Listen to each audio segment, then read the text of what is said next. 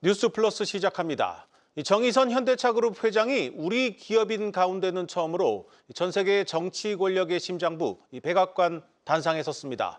트럼프의 소개로 마이크를 잡은 정의선 회장은 미국 앱 210억 달러를 추가 투자하겠다고 밝혔고 트럼프는 현대차는 위대한 기업이라고 화답했습니다. 취재 기자와 자세히 알아보겠습니다. 산업부 고영욱 기자 나왔습니다. 고 기자, 사실 좀 역사적인 순간이기도 한데 백악관에서 우리 기업인이 직접 투자 발표를 한 건 정의선 회장이 처음이죠? 네, 그렇습니다. 현대차그룹의 이번 투자 발표는 도널드 트럼프 미국 대통령의 집무실 바로 옆에 있는 루즈벨트 룸에서 진행이 됐습니다. 네. 트럼프 대통령은 루즈벨트 룸 문을 열고 들어와서 기다리고 있던 정의선 현대차그룹 회장과 가장 먼저 악수로 인사를 나눴습니다. 트럼프 대통령은 이어서 현대차의 계략적인 투자 내용을 발표한 뒤 진정 위대한 기업인 현대와 함께하게 돼 큰 영광이라며 정 회장에게 발언을 요청했습니다. 정 회장은 미국을 상징하는 새인 흰머리 독수리가 새겨진 대통령 연단에 서서 투자 계획을 발표했습니다. 직접 들어보시겠습니다. Today, I'm pleased to announce an additional $21 billion in a new investment over the next 4 years, our largest U.S. invest ever. 네, 한국 기업인이 미국 정치 권력의 심장부인 백악관에서 미국 대통령과 나란히 서서 대규모 대미 투자를 발표한 것은 이번이 처음입니다.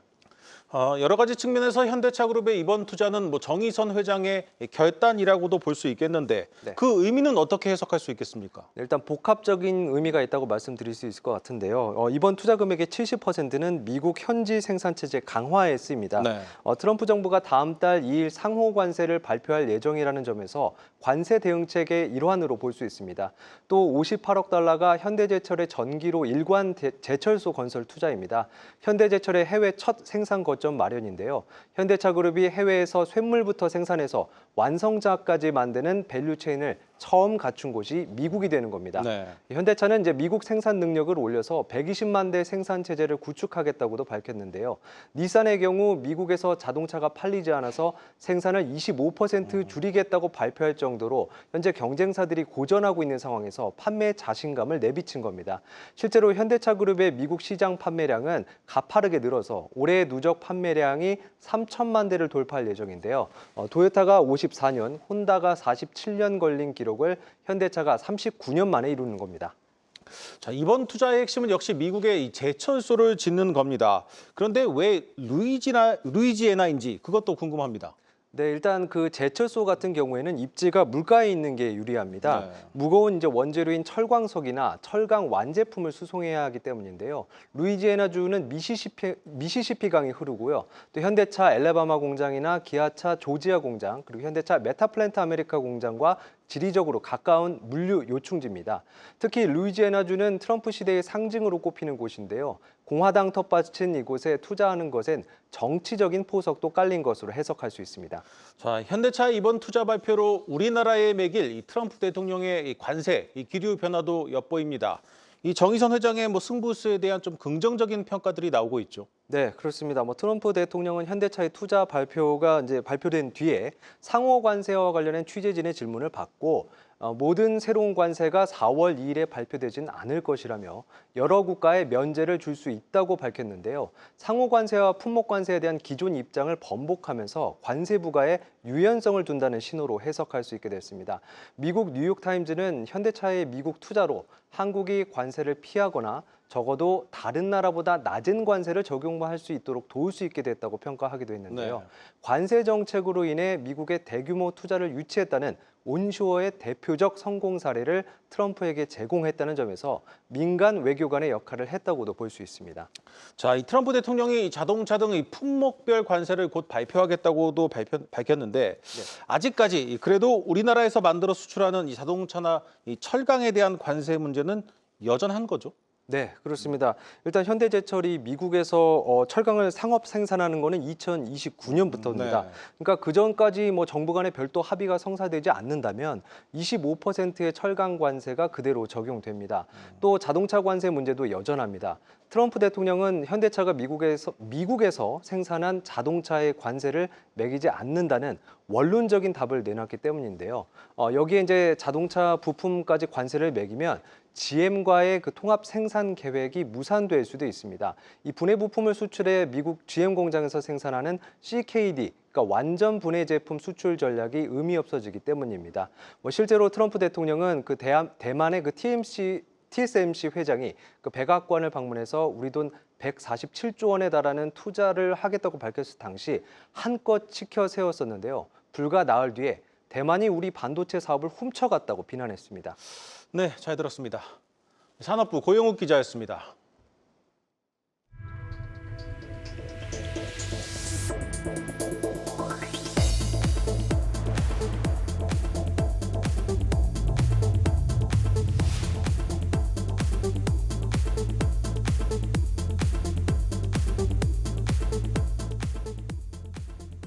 이 마이크 던립이 미국 알래스카 주지사가 이 트럼프의 청구서를 들고 우리나라를 찾았습니다.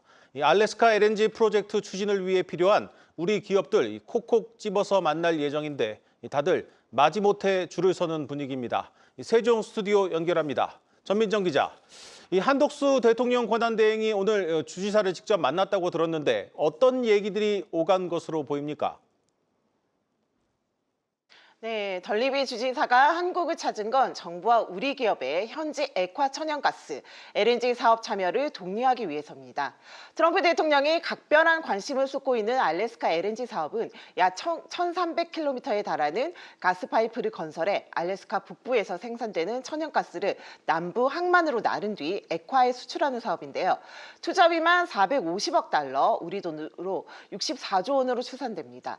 미국은 이 사업을 통해 에너지 수출을 늘리고 무역 적자를 줄이겠다는 목표를 갖고 LNG 수요가 많은 아시아 국가들을 특정해 참여를 요구하고 있는 상황인데요. 미국의 전방위 관세 압박 속에 일본은 이미 이 사업에 관심을 표명했고 대만은 최근 투자를 결정했습니다. 한덕수 대통령 권한대행은 안덕근 산업부 장관보다 먼저 1시간 전인 오후 4시경 정부 서울청사에서 덜리비 주지사를 접견했는데요. 이 자리에서 한 대행과 덜리비 주지사는 LNG 개발 프로젝트 등에 관한 상호 입장을 교환한 것으로 보입니다. 또 우리 정부가 원유, LNG 등 미국산 에너지 수입 확대와 알래스카 LNG 프로젝트 참여 검토를 대미 협상 카드로 고민해온 만큼 에너지 협력을 강화하는 데 의견을 모을 것으로 예상됩니다. 덜리비 주지사는 알래스카 LNG 사업에 참여할 경우 이 사업에 투입되는 철강에 대해 관세를 면제해주는 당근책을 제시할 것으로 알려졌는데요. 이달 12일부터 미국에 수출하는 우리나라 철강, 알루미늄에도 예외 없이 25% 관세가 부과되고 있다는 측면에서 알래스카 프로젝트 참여는 관세 압박을 덜어줄 수 있는 중요한 협상 카드가 될 것임은 분명해 보입니다. 네. 이 던리비 주지사가 조금 전인 5시부터는 안덕근 산업부 장관을 만나고 있는데 이 자리에서 조금 더 내용이 좀 구체화되지 않겠습니까? 네, 그렇습니다. 안 장관은 방금 전 오후 5시부터 시작된 덜리비 주지사와의 면담에서 한국과 알래스카 간 에너지 분야 협력 확대 방안을 논의 중이라고 산업부가 밝혔습니다. 또한 안 장관과 덜리비 주지사는 양국이 이미 에너지, 첨단 산업을 포함한 다양한 분야에서 산업 생태계를 이루어 상호 호혜적으로 발전해 왔다고 평가하면서 앞으로도 협력을 강화하겠다는 의지도 확인했습니다. 네, 산업부에 따르면 안 장관은 특히 이 자리에서 한국이 알래스카의 최대 수입국이라는 점을 언급하며 다양한 산업, 에너지 분야에서의 한국과 알래스카와의 협력이 활성화되길 기대한다고 밝혔는데요. 네, 알아보니까 지난해 우리나라는 알래스카로부터 광물과 수산물 등 11억 7천억 달러를 수입했는데요. 우리나라와 마찬가지로 대미 무역 적자 국가로 지목된 캐나다, 베트남보다 수입액이 더 많았습니다. 이러한 안 장관의 발언은 우리나라가 미국에 도움이 되는 전략적 산업협력 파트너라는 인식을 깊이 심어주고 향후 유리한 협상 기반을 마련하기 위한 포석으로 해석됩니다. 자, 그런데 알래스카 LNG 프로젝트에 참여하면 분명 관세 압박을 덜 수는 있겠지만 미국도 중국도 포기했던 사업을 우리 기업들이 들어가려고 하겠습니까? 네, 맞습니다. 알래스카 LNG 프로젝트는 천문학적인 투자 비용이 들고 시간도 오래 걸려 불확실성이 큰 사업인데요. 때문에 미국 정부와 여러 석유 가스 업체들이 수차례 컨소시엄을 구성해 건설 사업을 추진했지만 번번이 실패하게 됐습니다. 이처럼 중간에 무산될 수도 있을 정도로 리스크가 큰 사업이기 때문에 정부는 참여에 신중한 검토가 필요하다는 태도를 견지하고 있는 겁니다. 덜리비 주지사는 방한 일정을 하루 더 늘려서 내일 SK, 포스코, 한화, 세아그룹 등의 최고 경영진과도 고위급 회동을 갖고 기업별 핀셋 협상을 통해 사업을 구체화할 것으로 보이는데요. 다만 이들 기업은 정부의 프로젝트 참여 방향성이 제시된 후에 정부 차원의 또 지원이 뒷받침될 경우 보다 적극적으로 사업 참여 검토에 나설 것으로 전망됩니다. 네, 일각에서는 또 경제성 부담에 국내 대표 에너지 기업이죠. 에너지 공기업이죠. 한국가스공사가 총대를 맬 수 있다는 관측도 제기되는데요. 부채 비율이 400%가 넘는 가스공사가 이러한 해외 자원 개발 사업을 감당할 수 있겠느냐는 목소리가 나오는 가운데 가스공사 측은 아직까지 협상이 구체화되지 않아 결정된 것은 없다는 입장을 전했습니다. 자, 마지막으로 이제 한덕수 권한대행이 어제 직무에 복귀하면서 이 트럼프의 이 관세 전쟁에 대한 우리 정부 대응도 좀 본격화하는 분위기네요. 네, 그렇습니다. 한덕수 대통령 권한대행은 오늘 통상장관회의를 열어 그동안 경제부총리가 주재해온 대외경제 현안 간담회를 권한대행 주재의 경제안보 전략 TF로 격상하기로 했습니다. 미 관세 정책들 대외 불확실성 증가에 대한 대응력을 높이고 통상과 안보 이슈 간의 연계를 강화하자는 취지인데요. 특히 한 권한대행은 다음 주 상호관세 명단으로 일컬어지는 이른바 더티 15에 한국이 포함되는 상황을 가정하고 민관 합동 대응책 마련을 지시한 것으로 전해졌습니다. 총리실은 이르면 다음 주 회의부터 민간 기업이나 경제단체, 전문가도 회의에 참여할 수 있도록 실무적 차원의 준비에 나선다는 계획입니다. 지금까지 세종 스튜디오였습니다.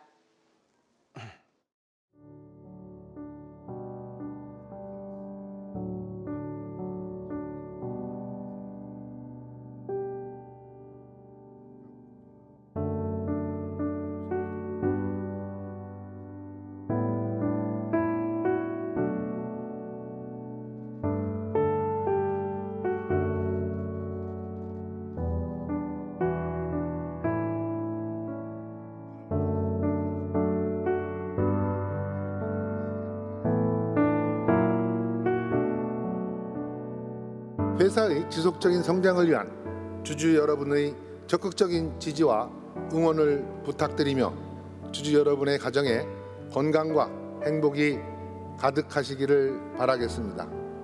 감사합니다. 이 트럼프 2기 행정부 출범 이후 이 가상자산이 본격적으로 제도권 금융에 편입되면서 시장에서도 큰 변화가 일고 있습니다.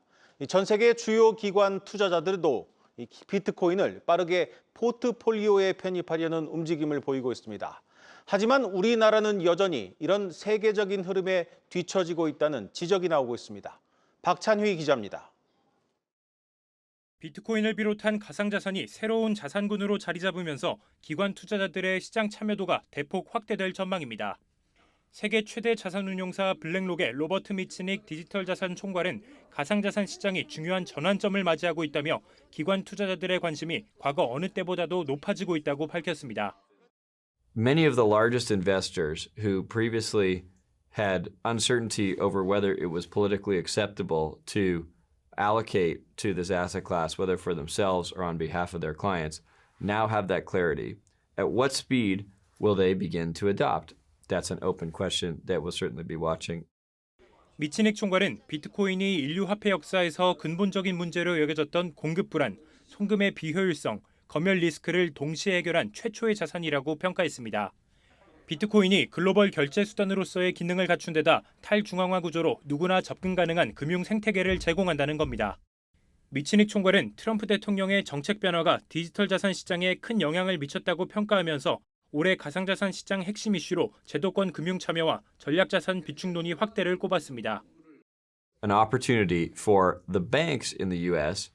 who have up till now not been able to participate in the custody, the trading, and the prime brokerage in this asset class to be able to do so. 이와 함께 비트코인을 전략적 비축 자산으로 보유하려는 움직임이 미국을 넘어 전 세계로 확산되고 있다고 전했습니다. 미치닉 총괄은 블랙록을 비롯한 주요 기관 투자자들은 지난해부터 비트코인의 위험 대비 수익률과 적정 편입 비중에 대한 본격적인 분석에 착수한 상태라고 설명했습니다. 하지만 글로벌 기조와 달리 한국은 정책적, 제도적 장비가 더디다는 지적이 나옵니다. 금융당국이 가상자산 현물 ETF 도입을 두고 금융시스템과 가상자산 간 리스크 전이를 우려해 신중한 입장을 보이는 등 보수적인 분위기가 강합니다. 글로벌 금융시장에서 가상자산의 입지가 강화되고 있는 만큼 우리나라도 보다 적극적인 제도 개선이 필요한 시점입니다. 한국경제TV 박찬유입니다.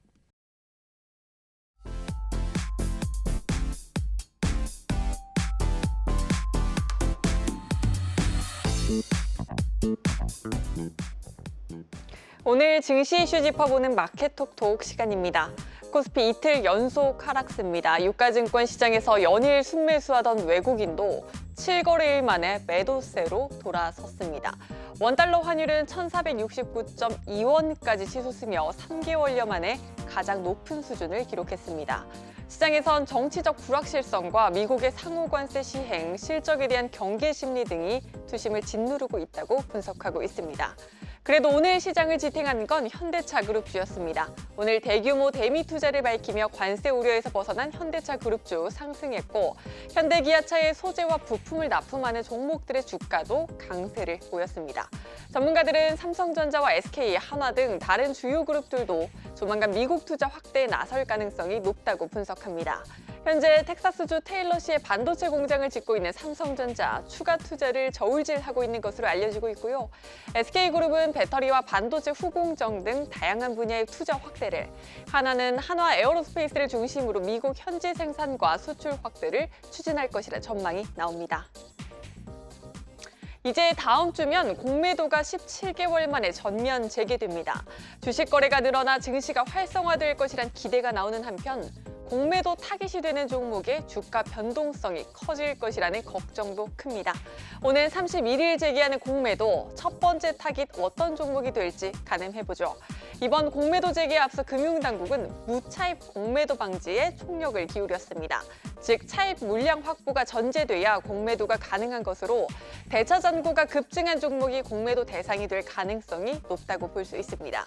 그렇다면 지난 한 달간 유동 주식 대비 대차 잔고가 많이 쌓인 종목 어딜까요? 코스피에서 1위는 포스코 퓨처엠, 2위는 한미 반도체에 이어 HD 현대중공업, HD 현대미포, 에코프로 머티 순으로 대차 잔고가 급증했습니다. 10위까지 쭉 보시면 2차 전지와 조선주들 대거 포진된 것 확인하실 수 있습니다. 코스닥에선 1위 에코프로 BM, 2위 에코프로 등 코스피와 마찬가지로 2차 전지주 포진된 것 확인하실 수 있고요. 게임과 바이오 업종도 확연히 늘었다는 점 보실 수 있습니다. 다만 전문가들은 초반엔 이렇게 대차 잔고가 크게 늘어난 종목이 출렁이겠지만 결국 시장은 밸류에이션을 따라갈 것이라고 전망합니다. 공매도 재개 전후로 기계와 IT 가전 등의 업종 비중은 줄이고 반도체와 자동차, 철강 업종 비중을 늘리는 전략이 유효하다는 분석도 제기됩니다. 지금까지 마켓톡톡이었습니다.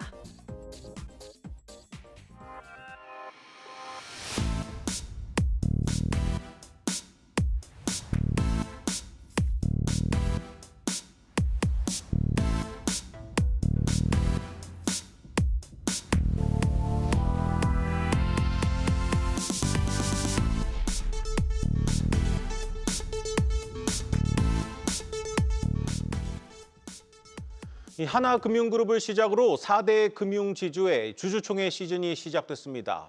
역대급 실적을 기반으로 대대적인 주주 환원을 예고한 만큼 투자자들의 관심도 큽니다. 자, 경제부 유호성 기자 나왔습니다. 유 기자, 오늘 가장 먼저 하나금융의 주총이 열렸는데 가장 큰 이슈는 역시 함영주 회장의 연임 안건이었죠. 예, 하나금융지주는 오늘 정기주주총회에서 함영주 하나금융회장 사내이사 선임건을 찬성 의결했습니다. 이번 주총에서 함 회장 연임 안건은 81.2%의 찬성률을 보였는데요. 함 회장이 이 재임 기간 동안 보인 경영 실적과 기업 가치 제고 성과에 대한 국내외 주주의 지지가 있었던 것으로 풀이됩니다. 네. 함 회장의 임기는 2028년 3월까지로 앞으로 3년 더 하나금융그룹을 이끌게 됩니다. 1956년생인 함 회장은 고졸은행원에서 금융지주 최고 경영자까지 오른 인물입니다. 이 하나은행 충천 영업그룹을 이끌면서 전국 영업실적 1위를 달성한 영업통으로 유명한데요. 2015년엔 하나은행과 외환은행이 통합한 후 초대 은행장을 맡았고 이후 하나금융지주 부회장 등을 거쳐 2022년 하나금융 회장직에 올랐습니다. 이 한 회장 연임에 성공한 배경에는 지난해 역대 최고 실적을 올린 점이 주요했습니다. 하나금융은 지난해 순이익 3조 7,388억 원을 기록했습니다.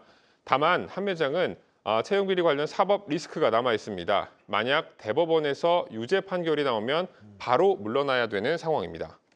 뭐 아직 사법 리스크가 남아 있긴 하지만 이 함영주 2기 체제가 본격적으로 시작되는 건데 뭐 풀어야 할 숙제들이 적지 않겠죠? 네, 하나금융의 가장 큰 숙제는 이 비은행 포트폴리오 강화입니다. 하나금융 비은행 부분의 수익 기여도는 지난해 말 기준 16% 정도에 불과합니다.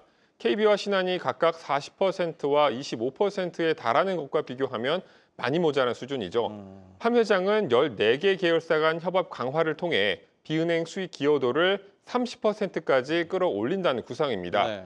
구체적으로 현재 하나증권 자회사인 하나자산운용을 지주사 자회사로 승격하는 방안을 검토하고 있습니다. 하나자산운용은 퇴직연금 부문에서 하나은행을 비롯한 계열사들과 시너지를 낼 수 있을 것으로 기대됩니다. 또 글로벌 사업도 확대하겠다는 계획인데요. 이미 하나금융그룹은 국내 금융그룹 가운데 가장 많은 26개 지역에 총 221개 글로벌 채널을 보유하고 있고 또 현재 폴란드와 인도 두 곳에 은행 신규 지점 개설을 추진하고 있습니다. 함영주 회장은 주주총회 인사말에서 지속 가능한 가치 창출 역량을 확보하기 위해 본업 경쟁력을 강화하고 글로벌 시장에서 입지를 확대하기 위한 새로운 도전을 이어가겠다고 밝혔습니다. 자, 이제 뭐 다른 금융지주 주주총회들이 남아 있는데 뭐 가장 눈여겨볼 부분 역시 뭐 주주환원 아니겠습니까? 네, 지난해 4대 금융지주 연간 합산 순이익은 사상 최대인 총 16조 4,200억 원입니다. 네. 이 역대 최대 이익을 거둔 금융지주들은 밸류업 계획에 따라 올해 배당 규모를 늘리겠다고 밝혔는데요. 금융지주별로 이 자사주 매입 소각을 더해 KB금융 1조 7,600억, 신한 1조 7,500억, 하나 1조 7천억, 우리금융 1조 원의 주주 환원을 약속했습니다. 이 눈에 띄는 것은 국내 상장 지주 최초로 비과세 배당 도입을 추진하는 우리금융인데요. 이 다른 금융지주에 비해 주주 환원 규모는 적지만 이 세금을 떼지 않는 비과세 배당 도입을 추진하는 만큼 투자자들의 관심이 큽니다. 이익잉여금을 재원으로 사용하는 일반 배당과 달리 비과세 배당은 자본 잉여금을 재원으로 활용하기 때문에 세금이 붙지 않습니다. 자본 잉여금의 배당은 새로운 소득이 아닌 자본을 돌려주는 것으로 보기 때문에 이 소득세법상 과세 대상에서 제외되기 때문이죠. 비과세 배당이 도입되면 개인 주주는 세금 없이 배당금을 모두 받을 수 있고 법인 주주는 법인세 과세 이연 효과를 누릴 수 있습니다. 자, 그런데 지난해 우리 은행들의 금융사고가 유독 많았던 것 같습니다. 뭐 각 금융지주사 주총에서도 뭐 이에 대한 해법이나 대비책들이 나오겠죠. 예, 우선 이 전임 회장이 연루된 부당대출 사고로 홍역을 치른 우리금융은 내일 주총에서 사회이사 7명 중 4명을 교체합니다. 새로 추천된 이영섭, 이강행, 김용훈, 김춘수 사회이사는 내부 통제 기능을 강화할 수 있는 인물이라는 평가를 받습니다. 또 지주와 은행의 사회이사 겸직을 없애 이사회의 독립성을 높인다는 계획입니다. KB와 신한도 각각 2명의 사회이사를 교체하고요. 하나금융도 1명의 사회이사를 교체했습니다.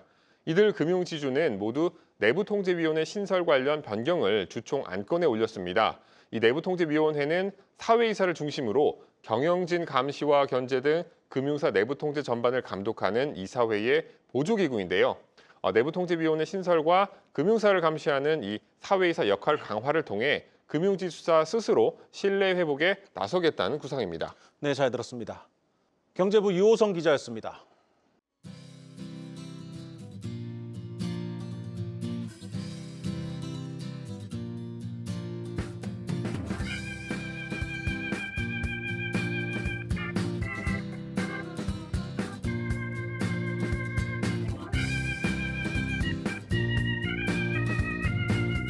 자재와 패션의 시너지는 자재는 공간이 있는 옷이다라는 관점에서 시작되었는데요. 좀 더 재밌고 쉽게 고객분들께 보여드리고 미래 잠재 고객들에게 LX 하우시스를 알리고자 패션 브랜드와 협업을 진행하게 되었는데요. 협업한 브랜드가 한복 브랜드인데 전통과 미래 기술을 결합한 전시에서 되게 영감을 많이 받았다는 분들이 많습니다.